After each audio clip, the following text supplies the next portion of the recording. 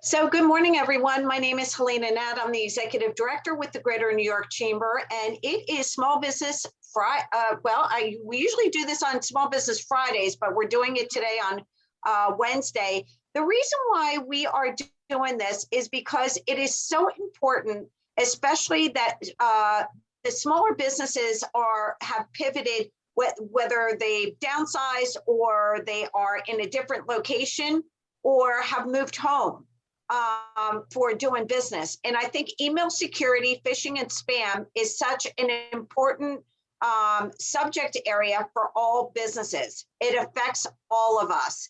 And it affected the Greater New York Chamber of Commerce a couple of weeks ago when someone was able to take my email address, which is a Google email address, and pretend that they were me. And I'm sure that some of you received that email, and I thank the businesses that were astute about that and said I shouldn't be clicking on this, even though we didn't have anything right to now click on. going next one at 10 o'clock. I'm going to watch phishing and spam security. Okay, so what I'm going to ask everyone to do, because we wanted to be able to be more hands-on, is for everyone to mute themselves. So we appreciate everyone muting themselves. Or I'm going to mute you so this way we don't have any distractions in the background. But again, this webinar is really important because you hear of everyone getting hacked into or being spammed. So right now, I am going to turn it over to Robert Hereford and also Walter Zivak. And they are from Innovation Solutions. And I also would be remiss, they are also a veteran-owned business. And we are part of the New York Veterans Chamber of Commerce. So thank you for your service, first of all. Thank you for putting this webinar on. Thank you for your support with the Greater New York Chamber of Commerce. For those who are listening, we have a chat. Put your information in the chat, because Robert and Walter are going to be going through things, the PowerPoint presentation. If you have any questions, definitely put it in the chat, and we're going to have a Q&A at the end. So that's why we wanted to kind of make this interactive. So Robert, I'm going to turn it over to you and Walter. Thank you again.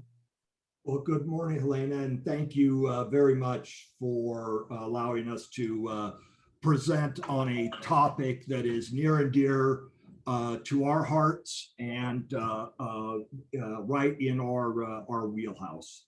So today we're going to talk about email security, phishing and spam, but we're going to get down to really what are phishing and spam, what are they trying to do?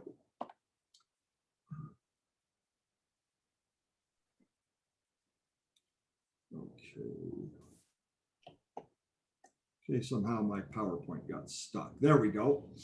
Okay, so today's topics, as I said, we're going to talk about email spoofing, the what, the how, spotting, and what actions can you take. We're going to talk about phishing and ransomware, and then we're going to talk about, how do you report cyber crimes to maybe get some of these people caught and taken care of. Well, email spoofing, what is it? It is really an email that you can make. So just like Helena was saying, I could send an email to all of her staff saying I was her.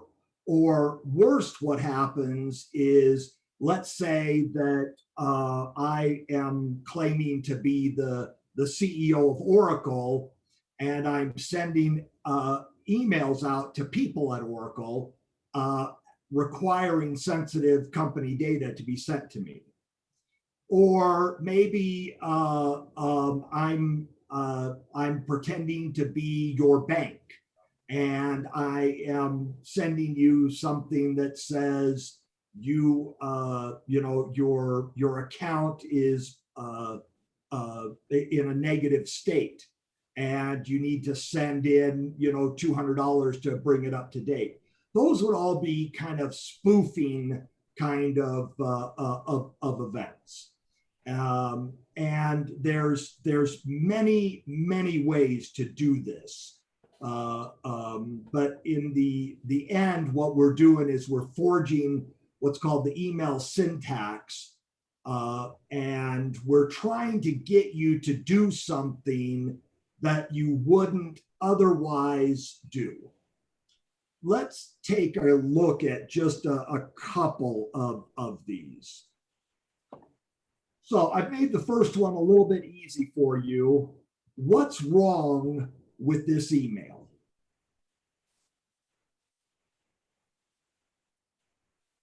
And you can put your response in the chat, or you can come back and unmute, because this part of it needs to be very interactive so that you can see what you're looking for. So what you guys can do is unmute yourself, but I'll say it definitely, it says Jeff Bezos, but it says Jeff definitely work at Amazon@gmail.com. It doesn't say his name. So can everyone put their information? Is the chat working? I don't see anyone putting anything in the chat.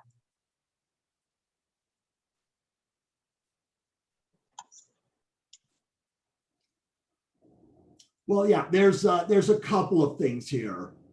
First off, I mean, I would guess that the majority of people know who Jeff is. And because of that, we may skip over the email. But if we look at the email address, we've got to know that Jeff's personal email is not identifywork@amazon@gmail.com. So that's number one. Number two, do you really think that Jeff, who runs a multi-billion-dollar company, is searching LinkedIn for profiles for people to hire? Yeah, probably not. And do you really think that anybody at Amazon is going to hire you based on what you put on LinkedIn? The last and final thing in this email, I just need a small deposit to send you the documents and airplane tickets. Right. I don't think Amazon needs a small deposit to do anything that they want to do. So we got all sorts of errors, but then look what they've got. They've got links down there for you to click. Awesome. Thank you. Thank you. See you soon. What is behind those links is anybody's guess. It could be I take over your email account. It could be ransomware. It could be a whole number of things. As I was telling Helena, I spent 18 and a half years at Oracle, and I got to do a lot of wonderful things, but one of the things I got to do was run an ethical hacking department, where we would go and try to hack our customers, and then we would let them know what was going on. So what's behind that link can be, anything at all. And if you saw this email, my recommendation would be you don't even open it, right? You just delete it. Jeff Bezos is not going to be emailing you unless you happen to be a buddy of his. Okay, so you don't get any hints here, but what's wrong with this email?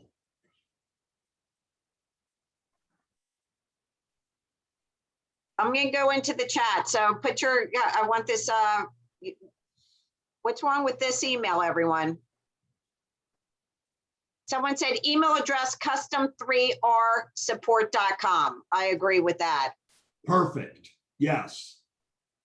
It's everyone's saying it's custom. It should be from FedEx. First line of the email. It's not a sentence. It's the first line is not, it's not a sentence. You're correct. It's very broken English, isn't it? Now, if FedEx tried to deliver a package to you, but could not because your physical address was not correct, what would FedEx do? Would they, first off, how in the world are they going to send you an email? right? They don't know your email. They're going to send that back to whoever sent it and say, sorry, this was not deliverable. Or Gina had a good response. They'll probably leave a note at the door sitting there saying, we tried to deliver a package, but it's not correct. They might do that, but if it's like, for example, if it's an address that doesn't exist, then they gotcha. have no place to leave it. Right. So they would normally, in an abundance of caution, they would just send it back. Well, the whole problem here is that more bad actors come online every day because they're seeing it as a profitable way to make money. They're using more and more sophisticated techniques than I was ever aware of during the time that I was at Oracle, but certainly I'm aware of now. And the target of these is not just large businesses, what you might think. They could be individuals, they can be small businesses. They don't have to be either IT or non-IT related firms. And look at SolarWinds. There you got an IT company that was hacked. So it's very important that we focus on cybersecurity and adopt measures that will help us with those threats. What is it that we need to do, and what is it that the bad actors are really looking for? They're looking for some way to collect money from you, right? Very few of them are just out there to harass you. Most of them are out there to get money. You might see a whole variant of this pop up on your computer one day. Well, you have a payment that you have to make. If you don't make this payment within X number of days, the price will be raised on you. Then if you don't do it by then, they're going to tell you your files are all lost. This encryption typically happens at the operating system level. So you cannot get into your computer. If you try to start it up, this is all you're going to see. If you try to, say, log in to, if you have a Windows system, you try to log into DOS, you're not going to be able to get there. So what are your choices here? Put those in the chat for me. What are your choices here if this pops up on your screen?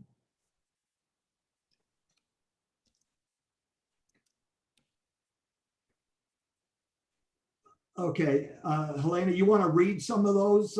Yeah, I'm just waiting for people to type in. So if you see this on your computer, everyone, you have your cup of coffee, you're booting up, expecting everyone to have a great day in your office, and you see this, what do? No one's responding.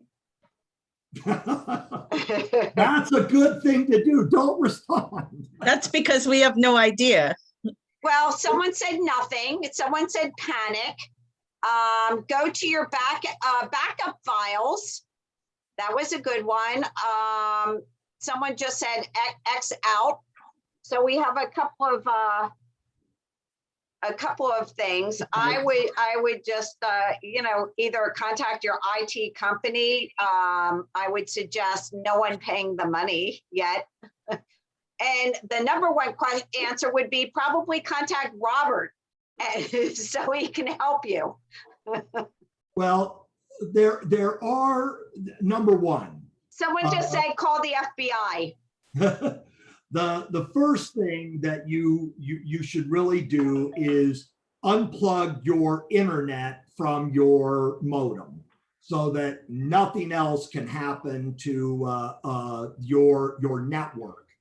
Now this would be for a small business, and then we would work at trying to break the ransomware. The problem with paying them is you have, this is probably somebody in a non-extradition country to the US, and there's no consequence for them. So if you pay them, what stops them from asking you for more money, right? It's kind of like a little blackmail scheme. What's going to stop them from asking you more money? Not a thing. The elderly get targeted for this all the time, and most times they pay, and most times they do not get the encryption key that allows them to get back to work. There are software products that have been developed within the last year that will break this. So there is hope. For small business, though, if you don't have a plan for this, I would like to say shame on you, but you may just not know. And we're going to get into what does that plan need to look like. But if this happened to, let's say this happened to Innovative Solutions, we would take the hard drives out of our computers and we would throw them away. We wouldn't even try to fix it, because what somebody says they can fix today, somebody else can break tomorrow.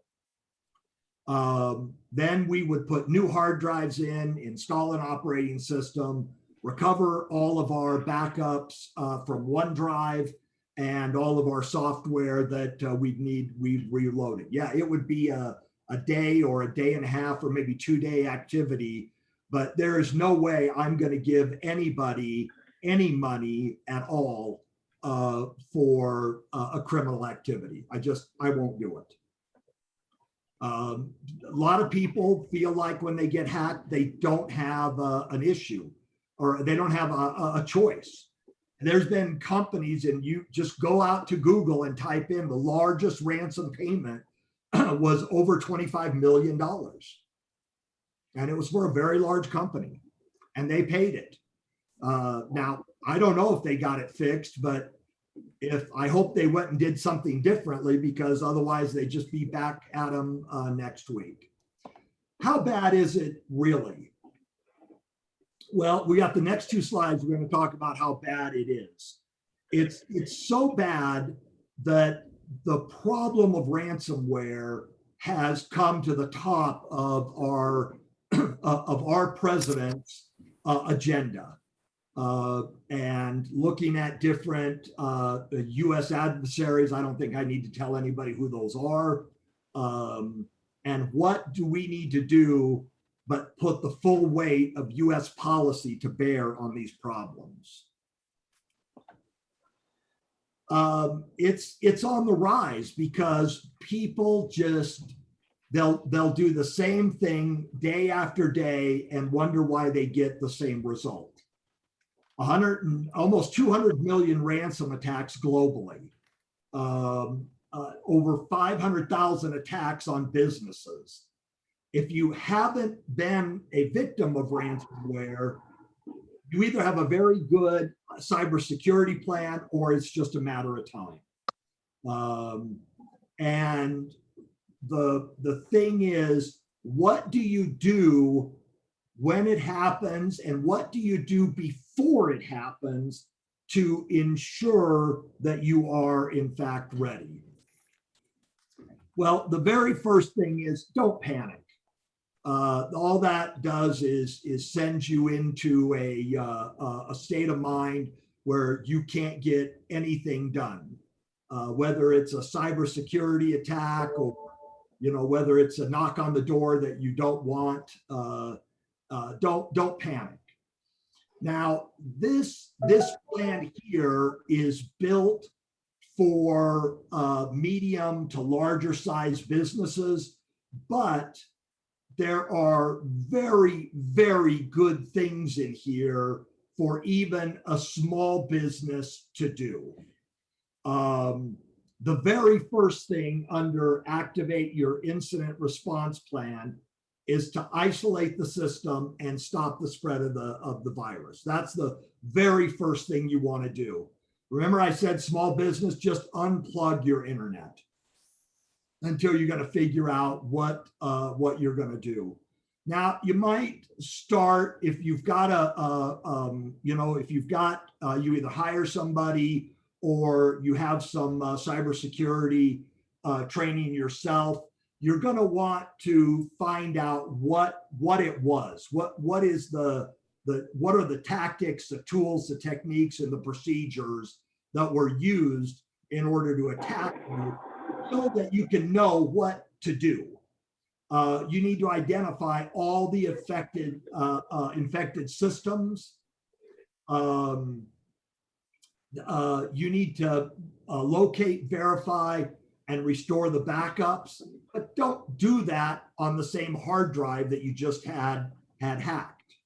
Now this one says negotiate with attackers. I don't know. I don't run a $1 billion company, so I can't really say if what would be worth it or what would not be worth it. But if you have IP that has been stolen from you, then maybe that's going to be worth it. Sanitize and or rebuild your systems. Report. We're going to talk about exactly how do you report, and conduct any post-incident reviews that if you've got some a router or a firewall in place. A lot of times those will keep logs of things, and you'll be able to get some information out of those logs. We do have a quick question. How, and we talked about the criminality aspect of it. Has the law caught up with cyberspace criminality yet? And are there consequences for their actions? The law has caught up with it as much in effect as it is somebody on the US soil doing it. Now, if it is one of the US's global partners, Germany, England, places like that, then yes, they have the FBI, which will come up on the next slide, will be able to coordinate with those if they start seeing enough attacks come from that particular area. But again, most of these come from non-extradition. Remember, you heard me say that, non-extradition countries. And there's a reason for that. It's not that those non-extradition countries don't have laws against it, but those laws only apply in that country, just like we have in the US. Well, here's the, if you could do anything for your staff and the people that are working around you, is share this one slide with them on a very reoccurring basis. Don't click until you check, right? Use some of the examples. Go out on Google and type in, what does a suspicious email look like? You're going to get all sorts of things. Don't click on any of them. Ensure every computer has scanning and filtering software of some sort on it. Anything is better than nothing. And just because it has a big name doesn't mean it's kept up with the times. So you got to be sure that whatever you're using is keeping up with the times, and that you and your folks are keeping that software up to date as far as versions go. Back it up. If it's important to you, back it up. Whether you choose a cloud provider such as we have, or you do it to an external drive that you disconnect right from your PC, because if you take your PC and you just back it up to an external hard drive and then you don't disconnect it, well, I can get to that as well. You know, avoid sharing any personal information. I don't care who calls you, that they say, you know, I get these calls all the time. This is your local sheriff and we're coming to arrest you. Yeah, you know, give us your name and your email address and your social. I'm like, if the sheriff was really coming to arrest me, are those the questions that they would be asking me? I don't think so. And I don't even think they would, you know, have the courtesy to call me and say, hey, you're on our way to arrest you, right? I mean, they're just, if you stop and think about these calls and these emails, you'll just be surprised at what you see, and you're like, oh no, I'm deleting you. Provide your staff with some ongoing, you know, threat assessments of ransomware when you're onboarding or some period after them. Arm them with things that they can do and know, right? I mean, just a little bit I've showed you here today in this short time is extremely helpful of things you can do, you know, with your employees. And Helena, I don't mind. Send this out to everybody if they want a copy of the slides. They're welcome to them. There's absolutely nothing proprietary here. So reporting, I've divided this up into two areas only because there is voluntary reporting and then there is mandatory reporting. So if you're not involved in CMMC or NIST 800-171, you are what is called, you can voluntarily report to the FBI. You go out to this website, you fill out a form, they'll ask you probably more questions than you can answer. And, but it is very important that we do this. It's kind of like voting in a sense, in that we're never going to get what we want if we don't go out and actively participate in it. So, and then if you have started down the road, say you're working on your 800-171, the very minute you start working on it, NIST mandates that you report all cyber related threats and attacks. So, you know, what's next? You know, by looking at these different threats and keeping aware of them, we prepare ourselves and the people that are looking at these to better prepare themselves. If you want to get down into the nitty-gritty about, you know, when we certainly cannot do that with 50+ people on the call today, but if you want to get down about the nitty-gritty, protecting your business from ransomware and putting in place cybersecurity best practices, you know, give me a call. Let us help you. Our initial consultation is free and there is no follow-up obligation whatsoever. Start your own research. I'm going to give you one there from the FCC. I gave you one from the FBI. Start your own research. Don't take my word for it. You know, find out how bad this thing really is, because it's bad. So we'll start with some Q&A now, and I won't say this is quite Stump the Professor, but you know, shoot them our way. If we don't know, I'm going to be very upfront and say, I'm sorry, I don't know. If you say we're on, our company uses SolarWinds, then I'm going to say I won't talk to you.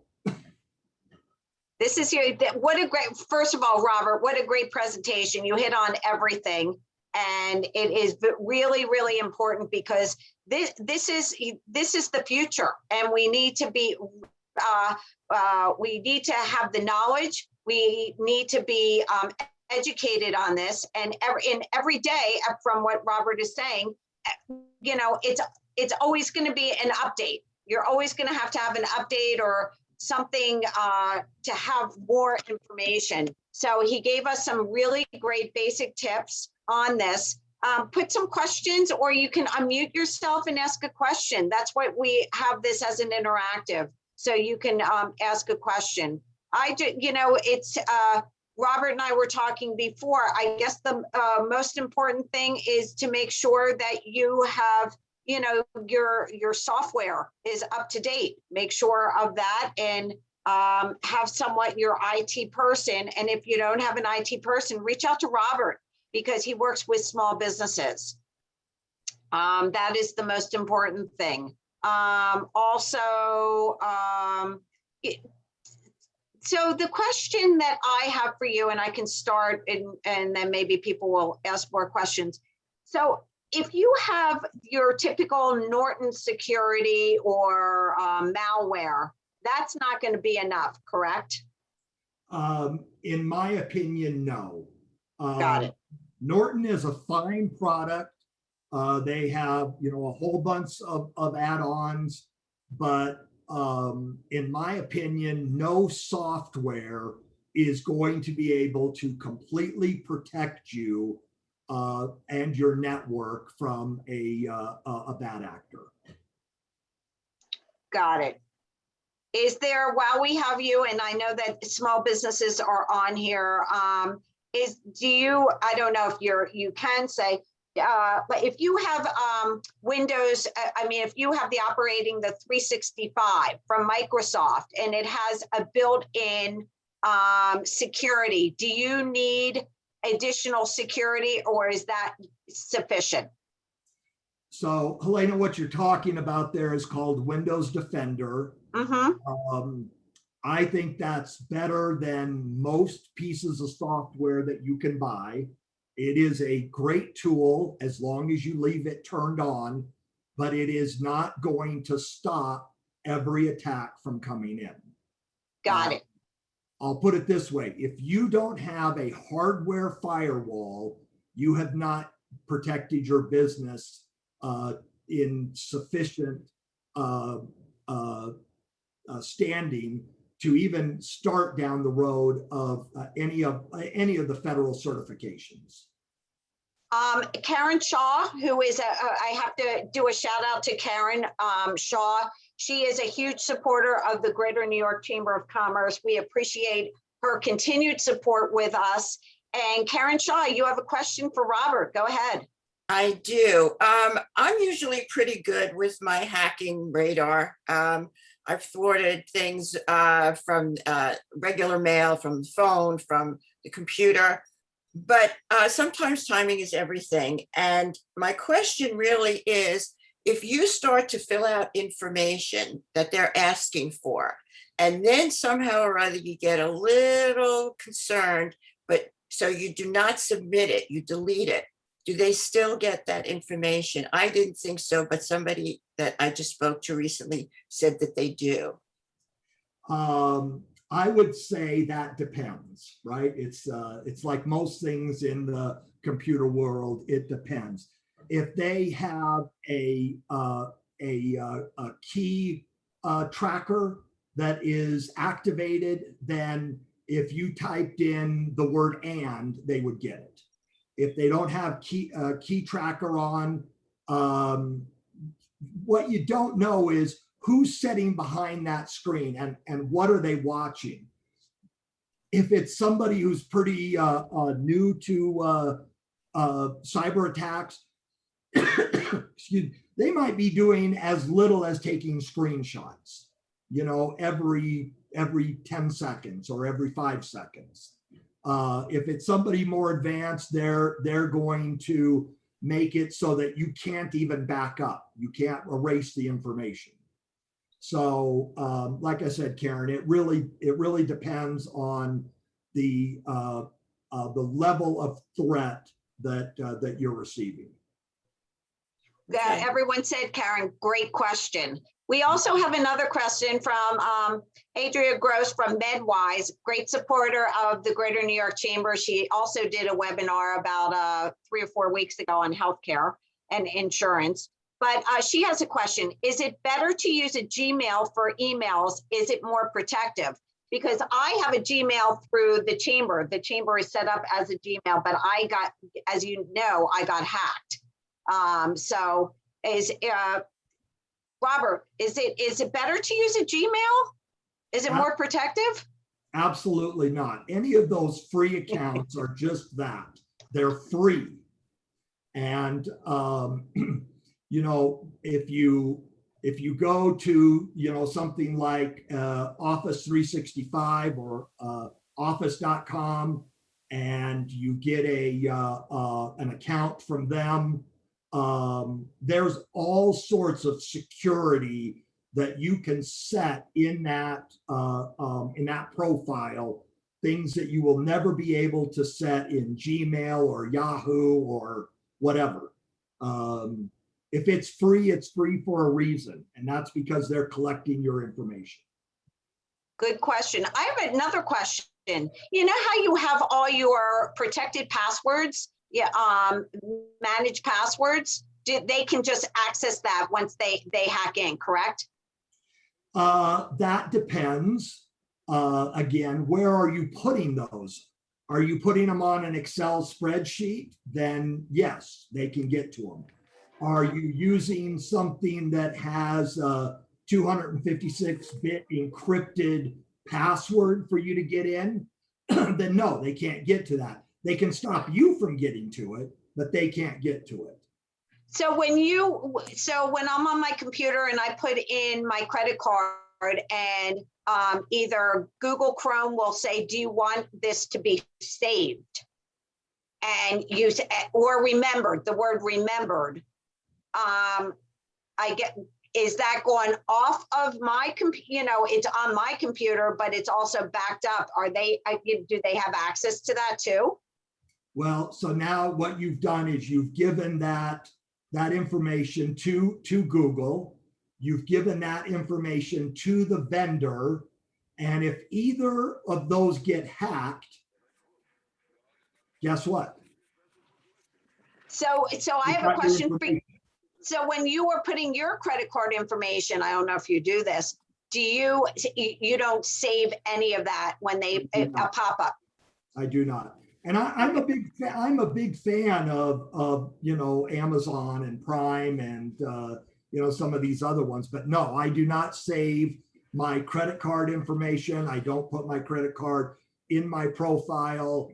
I've had problems with that myself, where I've had to go, you know, back to my bank and say, that's not me, that's not me, that's not me, and you'll have to, you know, give me a new credit card number. Which, if you have auto payments, then man, you're in trouble with that. Now, if you have auto payments, I would only do those through your bank. I wouldn't set those up on a utility company or your mortgage company, because again, those places are not anywhere near as secure as a bank is. Very interesting. Those are good points. Very good points. Let's anyone else have some questions? I'm sure that you guys have some. This is great information here. Great Q&A. Anyone else? You can unmute yourself and ask a question, or if you're more comfortable, put it in the chat. So I just want, because when we were talking, most of the businesses, I would assume, go through like a Verizon or a company that provides the internet. They don't have a private server. So is there one better than the other, or is it we were talking about the router and the modem. Is there a better modem to have? Because, you know, a lot of people are working out of their house. They use, you know, either Comcast or Optimum or Verizon, what should people be looking out for on that end?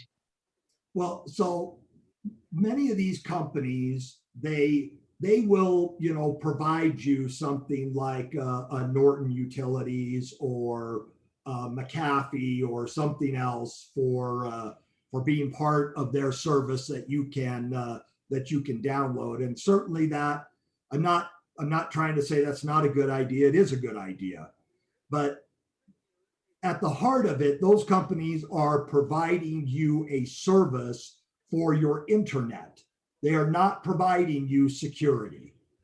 And the reason that they aren't is that they can't do that at every what we call endpoint, right? Certainly they have security back where it starts, but as you know, when you are on the internet, there's this thing called hopping, where you go from one internet service provider to another, to another, to another, before you get like your email, for example. So the only way to truly protect your small business is to have a modem that has that all that does is bring in the internet to your company or to your home. It doesn't distribute anything. It doesn't provide Wi-Fi. It does nothing else. Then you get a hardware firewall. You plug your internet into the firewall, and then you have a cable that goes out of it to your modem. Now, your modem is what connects you to either your hardwire connections or to your Wi-Fi. Either of those is fine. On Wi-Fi, there's when you set up your Wi-Fi name, there's a thing that says broadcast. That's, when you pull up your phone and you look for places where you can connect to, that's what's going on there is they are broadcasting, right? Don't broadcast yours. Check that box off. It doesn't broadcast. Yeah, people come over to your house or whatever, they want to use your internet, but you're running your business off of it. The way you handle that is you take the 5.0 part of your internet, and that is for your business, and you put the 2.4 down as a separate subnet. I know it sounds like it's a complicated thing, but it's not. And that's where you do your private email or your private your internet for your house, and you keep your house and your business separated. Those are really, yeah. Yeah, if the 2.4 is not good enough for your house and you still really want to protect your business, you need to get a separate line into your house for another 5.0 line.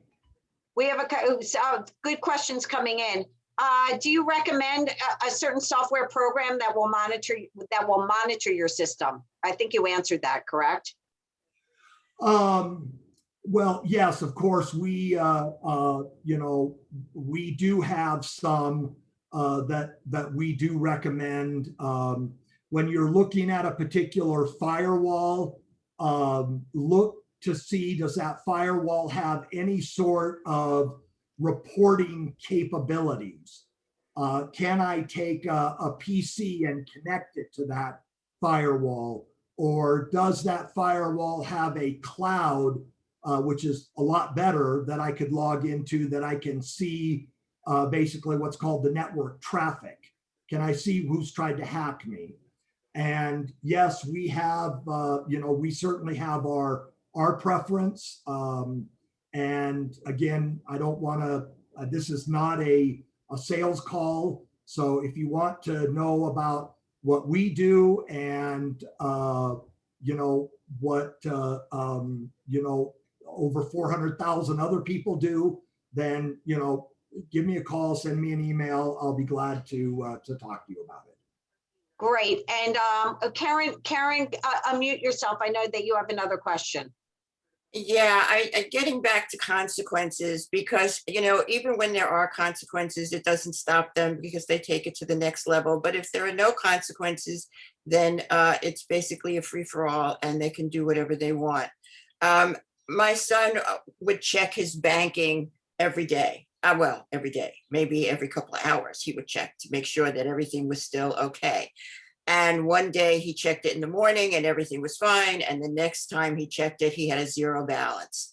Called the bank. And I mean, the whole thing, they weren't short, so he got the money back. But somebody somehow, and I don't know how it was, but somehow they found out who it was who had done it. But they couldn't do anything because he hadn't stolen enough money. They only really went after those that were a certain amount of money and above. And the rest of us, he can just keep doing it and doing it and doing it. So are there any consequences in place for people like that? Unfortunately, depending on the amount that they take from an account, and if they do it repeatedly, then yes, a bank like Chase, where we have our business account, they would absolutely go after them.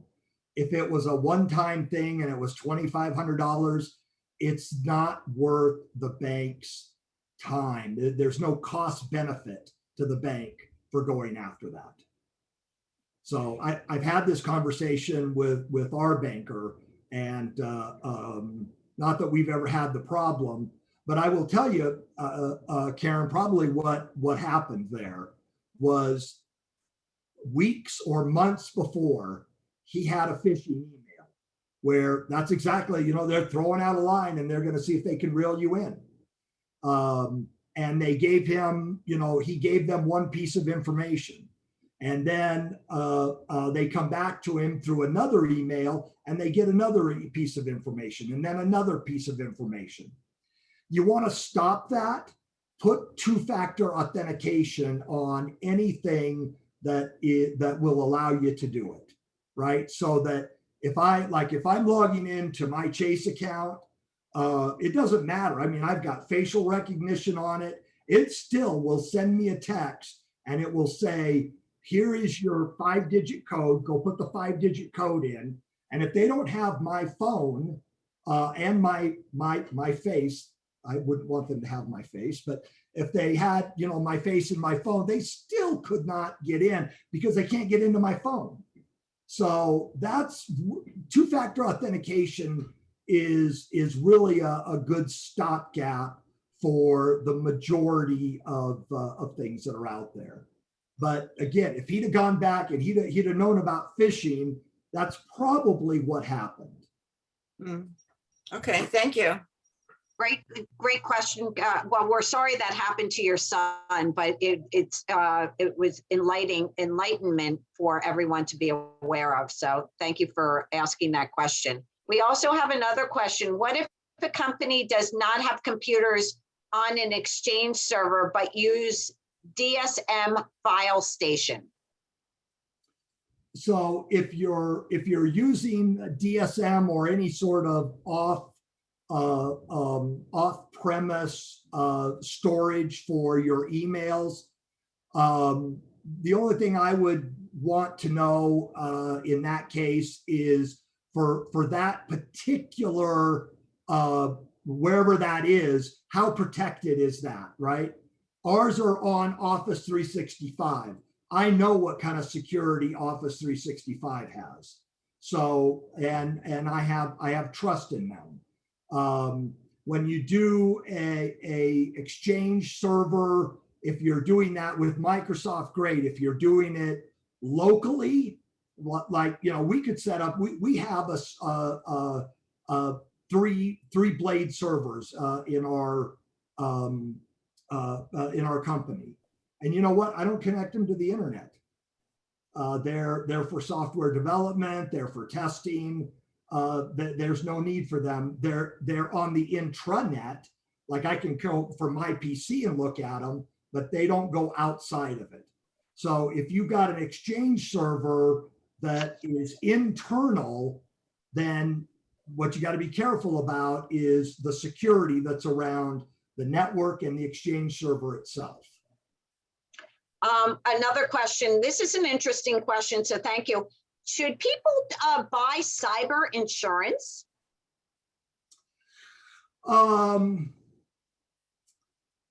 For companies like ours that do cybersecurity, absolutely. A lot of, I'm starting to see, like when we just redid our homeowners insurance with State Farm, there was an option in there for cybersecurity.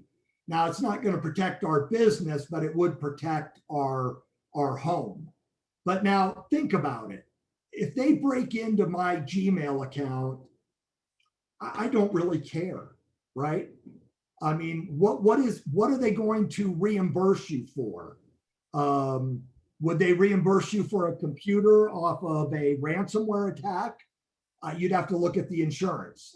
Those are the things I would want to know before I signed up for anything.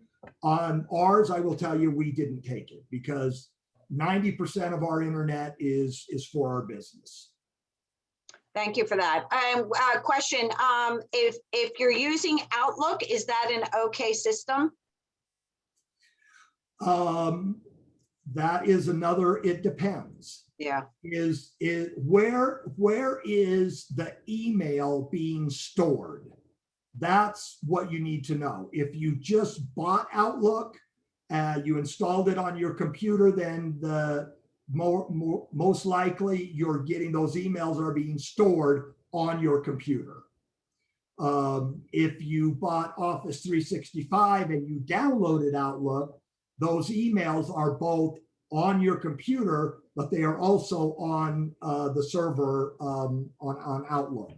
So you can very easily get back to that backup. That's, you know what, I have to laugh and I'll share this.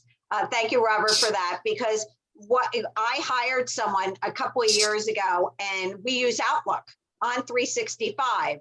And the person was like, it's so out of date. Who uses Outlook? Who uses Outlook? And I was like, well, we do. And then I Googled and I'm like, you know, maybe I'm out of touch.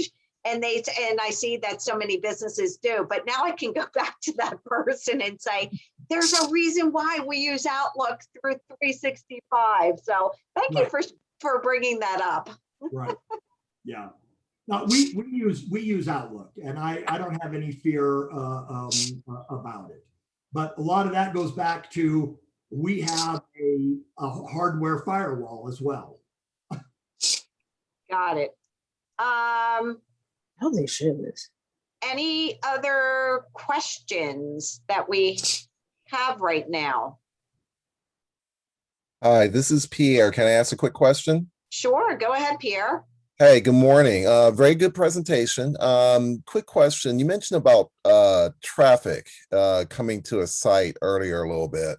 Was wondering if software like packet sniffers like Charles are good in helping to identify poor suspicious traffic, I should say, coming to a site, or do you think that's a little bit of overkill technically for a small business, because the idea of you're trying to monitor in an ongoing manner? And thanks for any insights you can provide.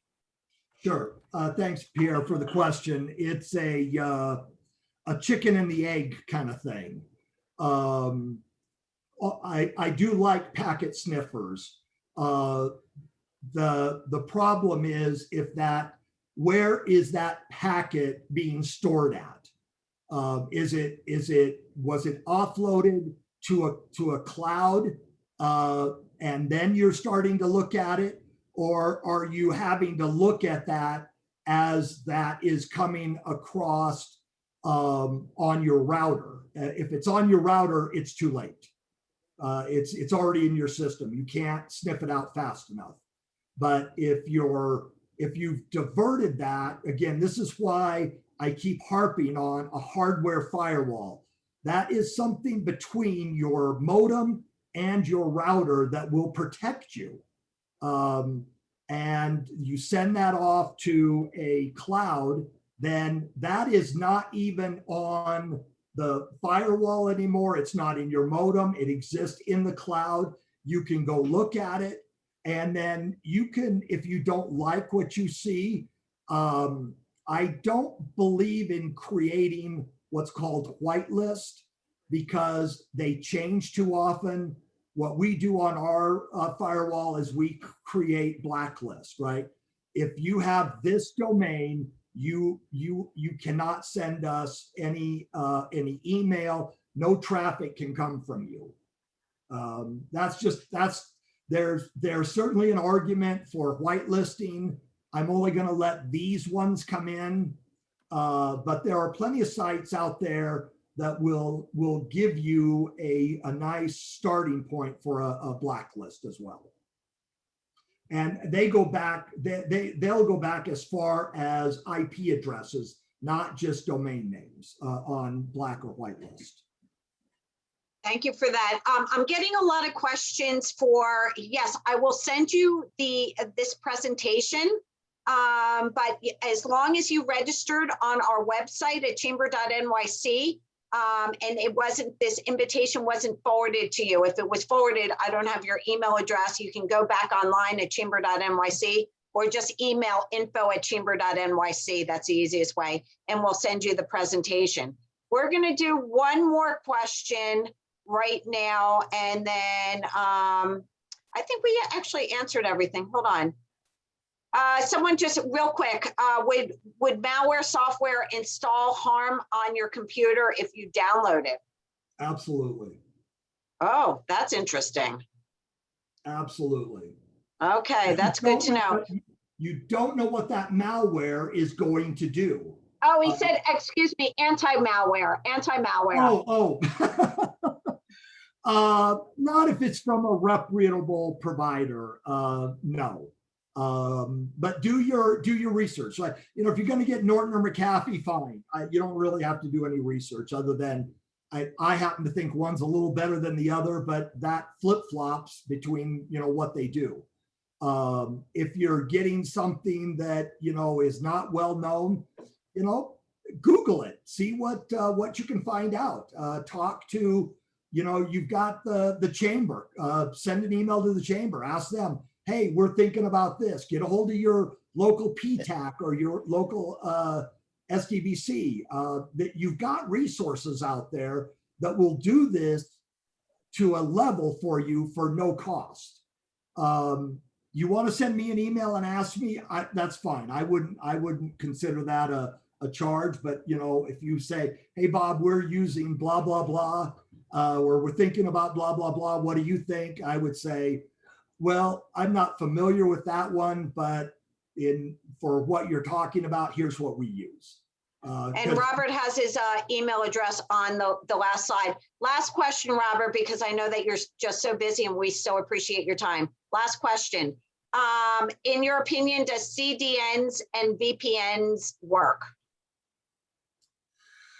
Oh boy, there's a lot of controversy about particularly about VPNs.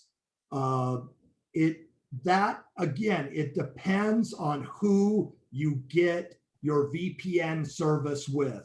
Are you using a hardware VPN or are you using a software VPN? Are you using something that provides an encrypted password on a device, looks like a pager from days gone by, but they're a little fancier than that. So much of that depends on the service that you're using. Thank you so much for that. Well, you know what, everyone, thank you so much for joining us. A huge thank you to Robert and Walter for putting this just an informative and so important webinar on this. We're probably going to have a follow-up on this probably in August or September. Again, it was very insightful. There was a lot of good Q&A questions. A lot of people in the chat, Robert and Walter, are saying thank you. It was very informative. You'll get a copy of this presentation. Like I said, if you were extended an invitation and I don't have your email, email me and I will get it to you, but everyone will get a copy of this. Robert and Walter, thank you again so much. We really appreciate your time and your expertise in this very important era and time that is crazy. It's crazy, and we have to be, you know what, we have to be aware and educated on this. But thank you again. Robert, do you have any closing thoughts? Well, just my parting comment there, you know, it's fishing season, and your business is the main course. So don't get swallowed up. Great. As we say in our networkings on Tuesday and 4 o'clock Thursdays, it's a great tagline. And that leads me into that. For those who are still on tomorrow at 4 o'clock, if you want to do some, you know, pick up some clients, we have an online networking at 4 o'clock. You can come and meet our family. Karen Shaw is usually on there. She would love to introduce you to our other family members. We call it a family because we do a lot of referrals. So we really appreciate that and everyone's support for the Greater New York Chamber. September 23rd is our annual business expo. It is going to be in person. It's our 20th anniversary. We missed it last year because of COVID. It's at the Edison Ballroom. It should be a fantastic opportunity for you to meet businesses. And this Friday, a follow-up Small Business Friday at 10 a.m., we have the IRS and SBA answering questions, exactly what Robert was doing today, but answering questions for the SBA and IRS. So everyone, have a great day. Thank you for joining us. Make sure that you are secure and don't be clicking on anything that you don't know that where it came from. Bye, everyone.